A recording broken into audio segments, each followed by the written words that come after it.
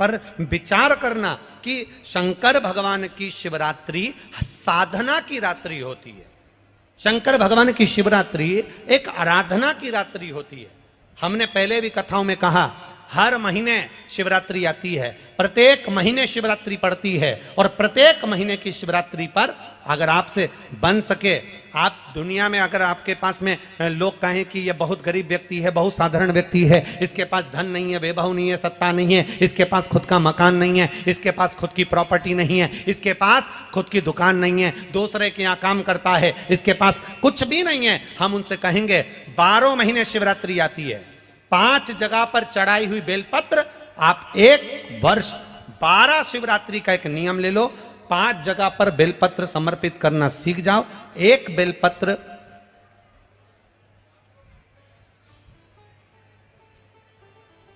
ये शिवलिंग, ये जलाधारी, बहुत ध्यान से देखना, ये चरण जहां से जल नीचे गिरता है, गणेश जी का स्थान, कार्तिकेय जी का स्थान, यह हस्तकमल माता पार्वती जी का हाथ हस्तकमल, शिवलिंग भगवान शंकर का स्थान। ऊपर से जो एक एक बूंद जल शिवलिंग के ऊपर गिर रहा है, शंकर भगवान की 5 बेटियां जया, विषहरा, शामरीबारी, दौतली, देव।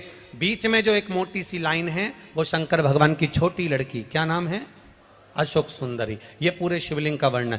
5 जगह पर बेलपत्र, 5 स्थान पर बेलपत्र, 12 महीने की शिवरात्रि। आप दूसरे के यहाँ काम कर रहे हो, नहीं है नौकरी, नहीं है काम, दूसरे के मकान में रह रहे हो, खुद का मकान भी नहीं, खुद का प्लाट भी नहीं, खुद की प्रॉपर्टी भी नहीं, बहुत संघर्ष की जिंदगी जी रहे हो, ठेला धका रहे, लॉरी चला रहे, गाड़ी चला रहे, ऑटो चला रहे, अपने लिए करने का प्रयास करना। घर में जितने सदस्य हैं, 12 महीने शिवरात्रि आती है, एक बेलपत्र अशोक सुंदरी वाली जगह पर, डंडी का मुंह नीचे की ओर, दूसरी बेलपत्र माता पार्वती जी के हस्त कमल पर। ये 2 पत्ती जो होती है, इस पत्ती के 2 भाग शिवलिंग के बीच में हो।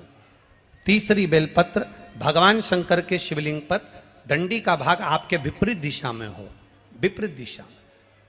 चौथी बेलपत्र भगवान शंकर का जहां से जल बहकर जाता है, जमीन पर जो जल बहता है, जमीन पे से जो जल बहकर जाता है, चौथी बेलपत्र उस जमीन के जल पर जहां से वो पानी बहकर जा रहा है, पूरे शिवलिंग को छोड़कर जहां से पानी जमीन पर बहकर जा रहा है उस स्थान पर। और 5वीं बेलपत्र नंदी का जो पांव ऊपर उठा हुआ है, उस पांव के पास में 5वीं बेलपत्र समर्पित करना।